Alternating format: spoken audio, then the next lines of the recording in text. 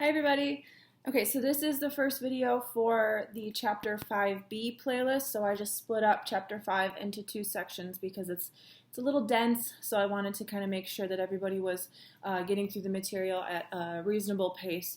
So in this video, we're going to talk about the second type of chemical reaction that you have to, well, I guess the third type, right? Because we talked about combustion. The third type of chemical reaction that we have to predict products for, and these are called double replacement reactions. So your lab 8 is going to deal with double replacement reactions, so this video will help you with predicting those products. And then the next video, when we talk about total and net ionic reactions, that will help you for both lab 7 and 8. Okay, so double replacement reactions, just like what we talked about with the single replacement reactions, we call things double replacement reactions when we have something that looks like what you see on your screen right now. So when we have a compound CD reacts with another compound EF, so compare and contrast with what we talked about with single replacement, we get another compound and another compound. So we've got 4 compounds in our double replacement reactions, and we call this double replacement because remember in single replacement we had one element replacing a cation.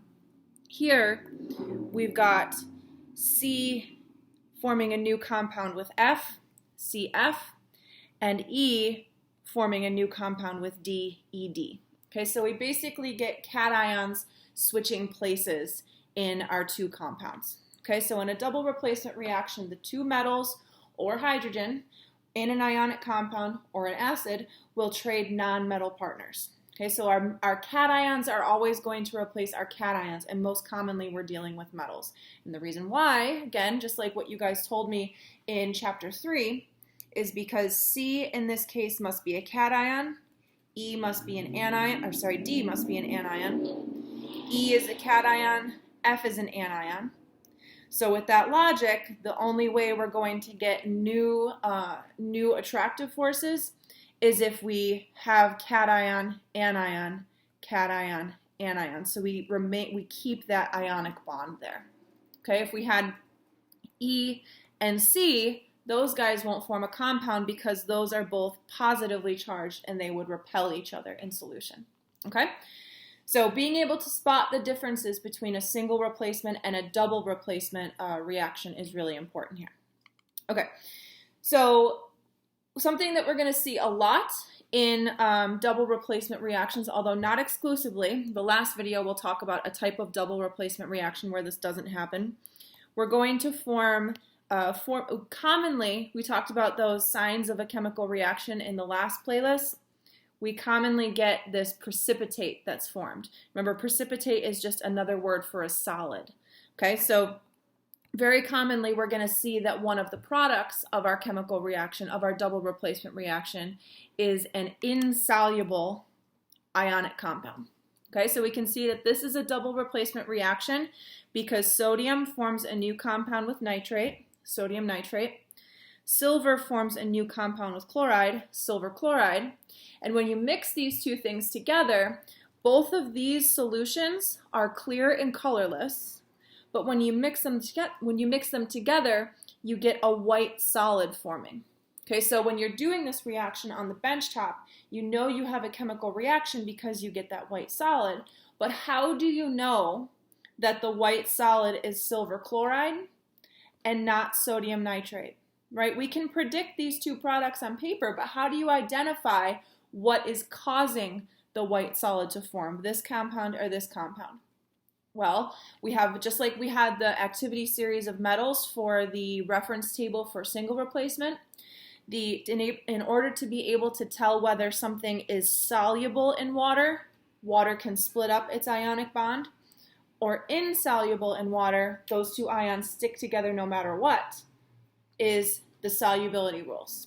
Okay, so this is a chart that will kind of help you predict whether something is soluble or insoluble. Okay, so those are two words that we're going to see as we kind of look through here, right? So you see the word soluble and you see the word, let's see, insoluble. Okay, so those two words, when you look up those two ions, those two words will tell you if you're going to write the solid phase or the aqueous phase. Okay, so if you see something is soluble, and we'll go through how to read this in a second. If you see that two ions form a soluble ionic compound, then we know we're going to write that AQ phase. It's aqueous. Water can break apart that ionic bond, just like sodium chloride, like we talked about with sodium chloride in the dissolution reactions video. Okay? If we see that something is insoluble, where we add it to water and it never turns into a homogeneous solution, it just plunk falls down to the bottom, then we know we're going to write that solid phase. Okay, so S does not mean soluble.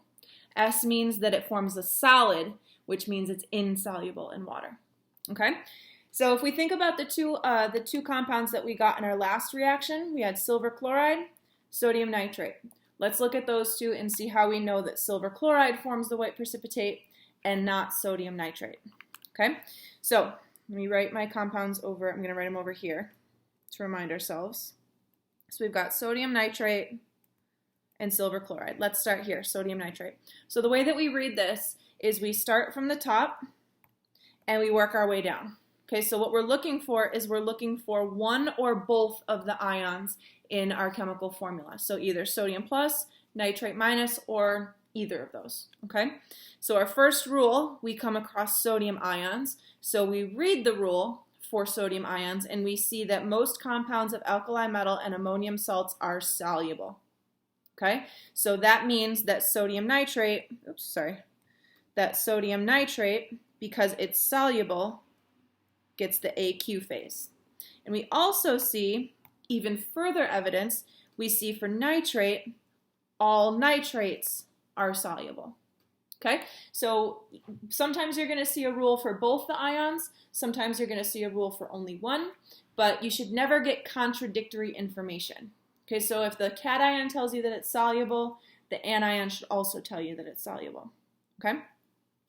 Now, when we look at silver chloride, right, we're going to scan down, starting from the top, working our way down for silver and or chloride. Okay, so our first rule doesn't have anything about either of those. Second, nope. Sulfate, no. Okay, now I see chloride. Okay, so I read the rule for chloride. Most chlorides are soluble, but there's an exception. Okay, so you want to make sure you read all the way through. Exceptions are when they're paired up with silver. So if most of them are soluble except the ones with silver, then we know that that must be insoluble. So silver chloride gets the solid phase.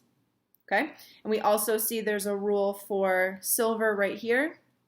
Silver compounds are insoluble except for when they're paired up with nitrate and perchlorate. Okay, so that's how we read this guy right here. All we do is we look for the one or the two ions, read the rule, but make sure you read it all the way through. Okay, so here's a practice problem. Okay, so pause the video, see if you can identify if these salts are soluble, aqueous, or insoluble, solid.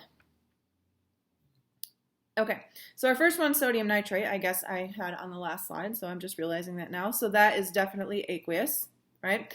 But our second one, aluminum hydroxide, right? We don't have a rule for aluminum, but we do have one for hydroxide, okay? And it says that oxides, which we're not talking about oxides, we're talking about hydroxides, are insoluble.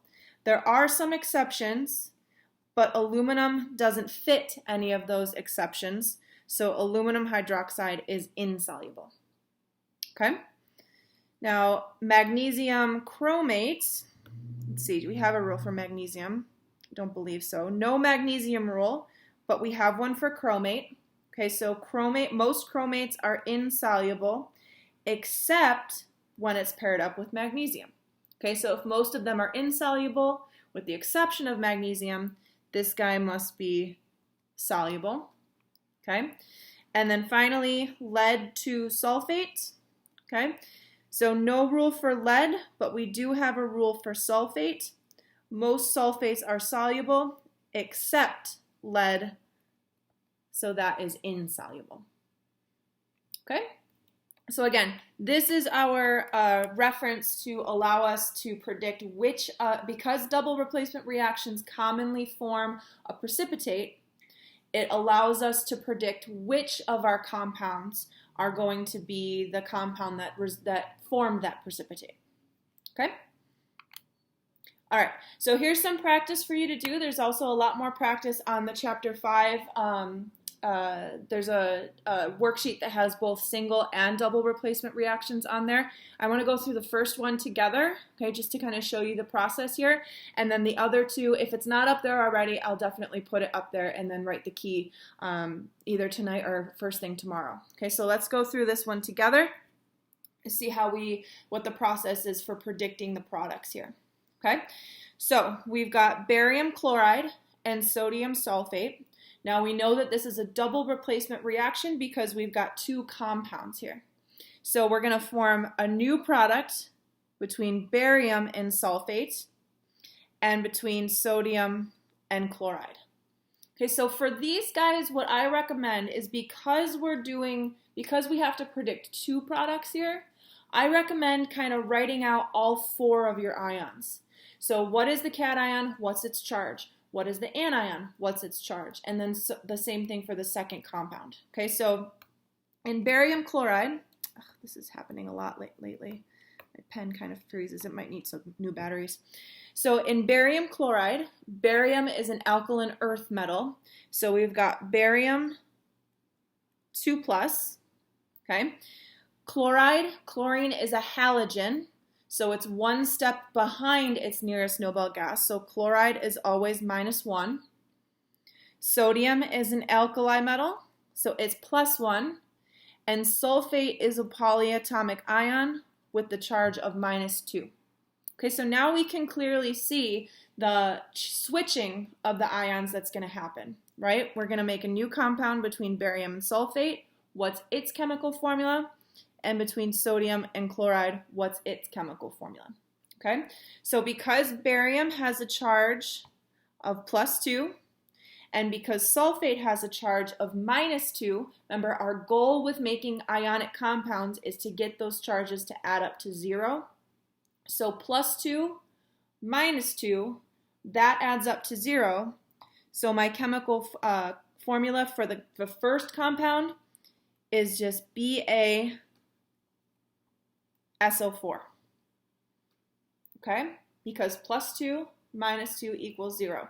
We're going to save our phases for the end, okay? I'm just going to finish writing my chemical formulas because remember we do chemical formulas first and then we balance the reaction with coefficients if needed, okay? All right, so now we took care of barium and sulfate. Now what is our compound between sodium and chloride? Well, sodium is +1, chloride is -1. So we write NaCl because +1 -1 equals 0. Okay? So that takes care of that. Phases we're going to hang on to for a second. Okay, so let me clean this up a little bit so you can see what I'm working with here. Now, just like with the single replacement reactions, right? See how we have a 2 here and a 2 here, so 2 sodiums, 2 chlorides? That does not necessarily mean that these 2s are going to carry over to our product side. So what I mean here is that we never write Na2Cl2. Okay, sodium chloride is not Na2Cl2.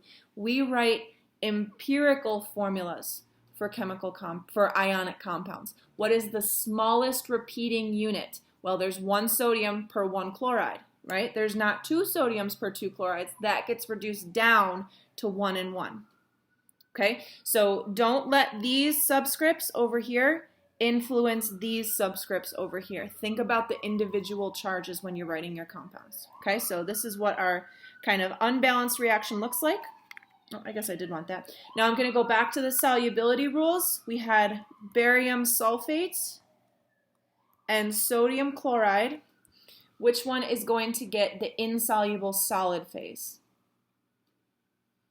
Okay, so that's going to be barium sulfate, right? So if we look at the sulfate rule, most sulfates are soluble except barium sulfate. Okay, so barium sulfate is going to be the insoluble one, and we know from our own experience and from that light bulb experiment that sodium chloride is soluble in water. It dissolves, it forms a homogeneous solution when we put it in water. So we don't even need to check the solubility rules for sodium chloride. We know from our own experience that sodium chloride is always soluble. Okay, so barium sulfate gets the solid, sodium chloride gets the aqueous, and now finally, is this reaction balanced? Okay, so that's when we take a look at all four. One barium, two chlorides, one chloride. So now I fix that by writing my coefficients. Okay, so I have to make sure it's balanced by writing a coefficient out in front. Okay, so if I have two chlorides over here, this 2 tells me that I now have two NaCl's. So this is one NaCl, two NaCl's for a total of 2 chlorines. Okay, so that balances with my 2 chlorines over here. That also gives me 2 sodiums, which balances with my 2 sodiums over here. Right, so that's good. And I have 1 sulfate. Remember, we can balance polyatomic ions. 1 sulfate, 1 sulfate. Okay, so this is my final balanced double replacement chemical reaction. Okay.